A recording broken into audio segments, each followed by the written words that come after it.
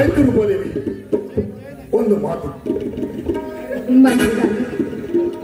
ನಾನು ಬಹಳಷ್ಟು ಹುಡುಗರನ್ನು ನೋಡಿದ್ದೆ, ಆದರೆ ನಿನ್ನಂತರತೆಯನ್ನು ನೋಡಿದ್ದು ಇದೇ ಮನೆ. ರೂಪ, ನಿನಗೆ ಏನ್ ಬೇಕು? ನಿನ್ನ ನನಗೆ ನೌಕರಿ ಅಂತ ಸಿಕ್ಕಂತ ಇತ್ತು, ಆದರೆ ನಿನಗೆ ಏನಾದರೂ ಮಾಡುವ ಆಸೆ.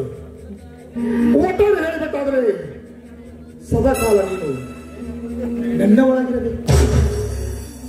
ಡಾರ್ಲಿಂಗ್, ನಿಮ್ಮ ಮನಸ್ಸಿಗೆ ನಾನು ಯಾವಾಗ ಬರ್ತೀನೋ ಆಗ ನನಗೆ ಕಾಲ್ ಮಾಡಿ ತಕ್ಷಣ ಬಂದ್ಬಿಡ್ತೀನಿ. ಸದ್ಯಕ್ಕೆ ನನಗೇನು ಬೇಡ, ಮುಂದೊಂದು ದಿನ ನಾನೇ ನಿಮ್ಮನ್ನ ಕೇಳಿ ತಗೊಳ್ತೀನಿ. ನಾನಿನ್ ಬರ್ಲ ಡಾರ್ಲಿಂಗ್. ಬಾಯ್ ಬಾಯ್.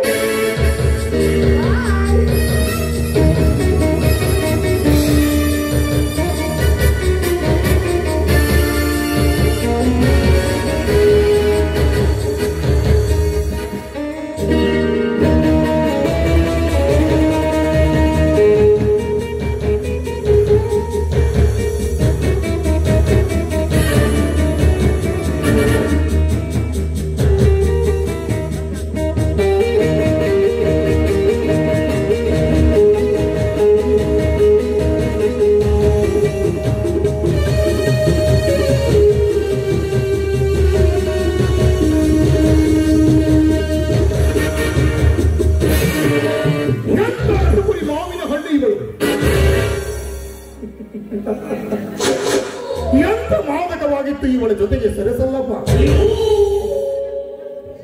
ಇದೇ ಸಂತೋಷದ ಸಮಯದಲ್ಲಿ ಡ್ಯಾನ್ಸರ್ ಅನ್ನು ಕರೆದು ಹಾಗೆ ಮಜಾ ಮಾಡೋಣ. ಹೇ ಬೊಮ್ಮಲ, ಬೊಮ್ಮಲ,